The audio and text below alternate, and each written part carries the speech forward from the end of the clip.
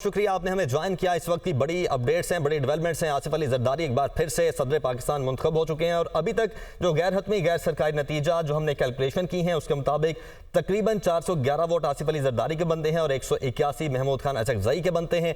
कैसे देखते हैं आप आज की इस डेवलपमेंट को?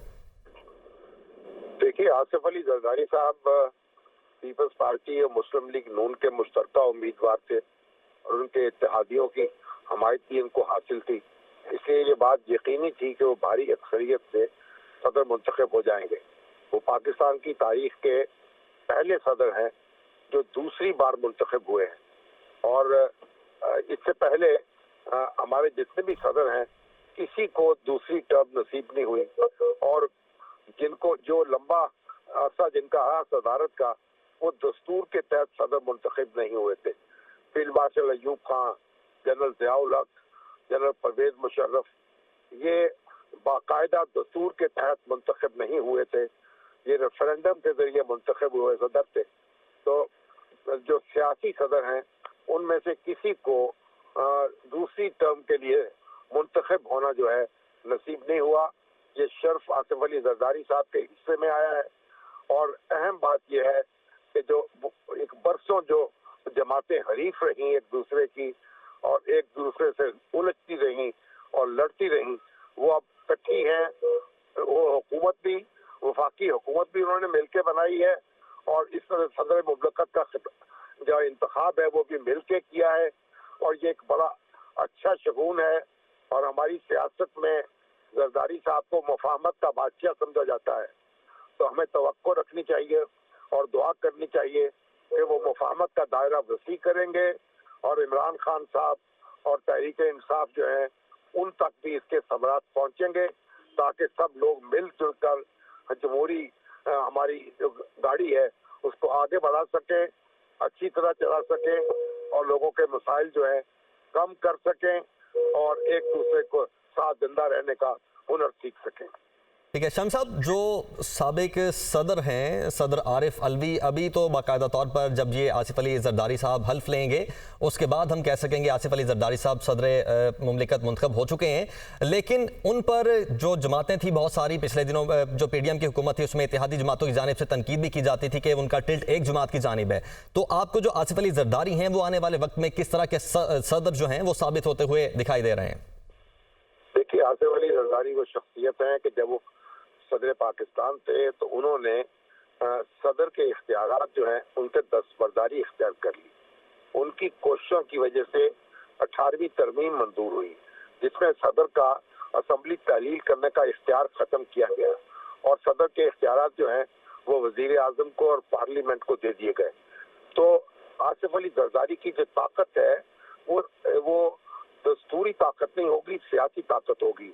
और इस वक्त उनकी जो पीपल्स पार्टी है वो एक, आप देखिए, बुनियादी किरदार है उसका हुकूमत साजी में और उसकी ताईज ही की बदौलत हुकूमत अपने तौर पर खड़ी रहेगी। इसलिए हमें तवक्को करनी चाहिए कि जरदारी साहब बड़े सलीके के साथ मामलात को चलाएंगे। जनाब डॉक्टर आरिफ अलवी जो थे वो एक निस्बतन जवान थे, उनका तजर्बा सियासत में जरदारी साहब से कम था और फिर उनकी कमिटमेंट भी जाहिर अपनी पार्टी के साथ बहुत ज्यादा थी।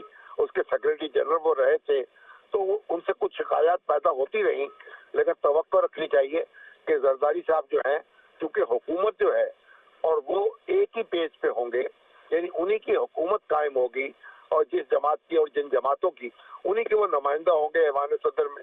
तो इसलिए बड़े अच्छे तरीके से मामलात चलाए जाएंगे और पाकिस्तान में सियासी इस्तेहकाम जो है वो जो है उसको वो उसके लिए कोशिश की जाएगी और हमें उनसे यही तवक्को कायम रखनी चाहिए। और शाम साहब, जिस तरह कुछ हलकों की जानिब से ये भी कहा जा रहा है कि ये असम्बली ज़्यादा देर तक नहीं चलेगी, बहुत जल्दी धड़ाम से इसका तख्ता उलट जाएगा, लेकिन अब आसिफ अली जरदारी के सदर बनने के बाद क्या आपको ये लगता है, चूँकि इनको हम मुफाहमत के बादशाह भी कहा जाता है, तो अगर कल को कोई इशूज़ रेज भी होते हैं तो सबको बिठा के कोई ना कोई हमेशा ऐसा हल निकाल लिया करेंगे जिससे जमहूरियत का जो सफ़र है वो डीरेल ना हो? देखिए, अहम बात यह है कि इस वक्त PTI जो है या सुन्नी इत्तेहाद काउंसिल जो है या यूं कहिए जो इमरान खान साहब जो हैं उनके साथ और हुकूमती जमातों के दरमियान फासला है। और जरूरत इस बात की है कि उनके दरमियान भी बर्फ पिघले। और अभी जो पीटीआई के बाज रहनुमा जो इस तरफ इशारा कर रहे हैं, शेख अब्दुल मरवत साहब ने ये कहा है कि वो चाहते हैं कि तमाम सियासी स्टेक होल्डर्स जो हैं वो इकट्ठे मिलके बैठे और पाकिस्तान के जमहूरी मुस्तकबिल को मुस्तहकम बनाएं। तो हमें ये तवक्को रखनी चाहिए और कोशिश करनी चाहिए कि इमरान खान साहब, आसिफ अली जरदारी साहब, शहबाज शरीफ साहब और नवाज शरीफ साहब इकट्ठे मिलके बैठें और मिलकर सोचें और पाकिस्तान को आगे बढ़ाएं। ठीक। और शामी साहब, जिस तरह अभी कुछ हल्कों की जानिब से इस हुकूमत को पीडीएम 2.0 कहा जाता है, तो चूंकि पीडीएम 1 में जो सदर थे वो पाकिस्तान तहरीक इंसाफ के सदर थे, लेकिन इस दफ़ा जो सदर हैं वो भी पाकिस्तान पीपल्स पार्टी के अपने सदर होने जा रहे हैं। तो अगर हम इस बात को भी एक्सेप्ट कर लेंगे पीडीएम 2.0 है, तो पीडीएम 1 और पीडीएम 2.0 की कारकर्दगी कितनी आपको डिफरेंट लगती है?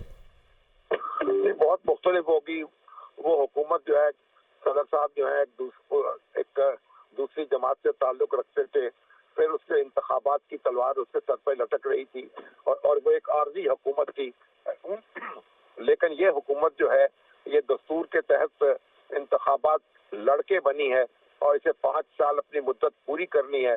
और अगर ये दानाई के साथ और फरासत के साथ काम करेगी तो यकीनन अपनी मुद्दत पूरी कर सकेगी।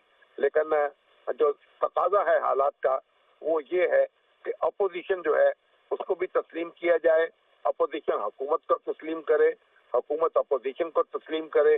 जो इमरान खान साहब की शिकायत हैं उन पर गौर किया जाए, उनका अजाला किया जाए और जो तहरीक इंसाफ के लोग जो हैं जेलों में हैं और उनकी रिहाई की कोई तदबीर की जाए। तो ये सारे इकदाम करने पड़ेंगे, तभी हम हालात को पुरअमन रख सकेंगे और हमवार रख सकेंगे। अच्छा शामी साहब, ये भी बताइए, जिस तरह से अभी आमिर ने भी पीडीएम 2 की बात की, अब ये मिले जुले जो हुकूमत बन चुकी है पाकिस्तान का इंटरनेशनली, अब कैसा आप देख रहे हैं इमेज? क्या पॉजिटिविटी देखने में आएगी? देखिए, बैनुल-अक़वामी तौर पर तमाम ममालिक ने पाकिस्तान की हुकूमत को तस्लीम किया है, मुबारकबाद के पैगाम भेजे हैं, उनके साथ काम करने का अहद किया है। चाइना की तरफ से भी, बरतानिया की तरफ से भी और मुस्लिम ममालिक की तरफ से भी सबसे मुबारकबाद के पैगामात मौसूल हुए हैं और सब हमारे दोस्तों ने इस हुकूमत का खैर मकदम किया है और तवक्को जाहिर किया है कि पाकिस्तान के मसाइल इस हुकूमत के साथ मिलकर हल किए जा सकेंगे। तो इसलिए हमें खारजी महाज पर भी, और आप देखिए अभी IMF जो है उसने भी जो PTI की तरफ से चिट्ठी लिखी गई थी उस चिट्ठी को एक तरह से मुस्तरद कर दिया है, कहा है कि हम इन मामलात में नहीं पढ़ना चाहते। तो एक बैनुल-अक़वामी तौर पर तो मौजूदा हुकूमत को रिकॉग्नाइज किया जा रहा है और उसकी साख जो है इस लिहाज से वो जम रही है। और मगर बुनियादी बात यह है कि हम अंदरूने मुल्क भी अपने मामलात को दुरुस्त करें, यहाँ के आपस के झगड़े जो हैं उनको कम करें, आपस के तनाज़ात जो हैं उनको ख़त्म करें और सब मिलजुल कर एक पाकिस्तानी के तौर पर एक कदम से कदम मिलाकर आगे बढ़ें और पाकिस्तान के लोगों की मुश्किलात जो हैं उनको कम करें, उनके लिए आसानियाँ फराहम करें। ठीक है शम साहब, साथ ही एक इस चीज़ पर भी रोशनी डालिएगा कि शायद इस वक्त जो सबसे बड़ा चैलेंज होगा इन तमाम इत्तेहादी जमातों के लिए वो सुन्नी इत्तेहाद काउंसिल ही होगी, क्योंकि अगर बाकी कोई 2-3 छोटी जमातें एहतजाज भी करेंगी आने वाले दिनों में तो वो इतना मुतासिर नहीं इनको कर पाएंगी जितना सुन्नी इत्तेहाद काउंसिल। तो अब आप समझते हैं कि इनकी पहली तरजीह ये होगी कि सुन्नी इत्तेहाद काउंसिल के साथ किसी इस तरीके से बैठा जाए या बात की जाए कि आने वाला जो अमल है, जितने भी मामलात मुल्की मसाइल हैं उनसे डील करना है वो तवातुर से और स्मूथली चल सके। देखिए, सुन्नी इत्तेहाद काउंसिल जो है उसने भी, उसके लोगों ने हलफ उठा लिया है और उन्होंने इलेक्शन भी कंटेस्ट किया है। अभी आप सदारती इलेक्शन जो है उसमें सुन्नी इत्तेहाद के जो कैंडिडेट थे महमूद अचकज़ई, उन्होंने उसमें हिस्सा लिया है और पुरजोर तरीके से और पुरजोश तरीके से। और इसी तरीके से तमाम सूबों में भी वो लोग मौजूद हैं, असम्बलियों में मौजूद हैं। KPK में उनकी हुकूमत कायम हो चुकी है, पंजाब में हिज़्ब इख्तिलाफ की क़यादत उनके पास आएगी, मरकज़ में हिज़्ब इख्तिलाफ की क़यादत उनके पास आएगी। तो अमली तौर पर उन्होंने सिस्टम के अंदर काम करना जो है उसका ऐलान कर दिया है और ये खुशगवार पेशकदमी है और हमें तवक्को रखनी चाहिए कि वो इसी पर साबित कदम रहेंगे और ना अपने लिए मुश्किलात पैदा करेंगे और ना सिस्टम के लिए मुश्किलात पैदा करने की कोशिश करेंगे। बिल्कुल शामी साहब, साथ ही रहिएगा। ब्यूरो चीफ इस्लामाबाद अदील वड़ाइच को भी शामिल है, गुफ्तगू कर लेते हैं।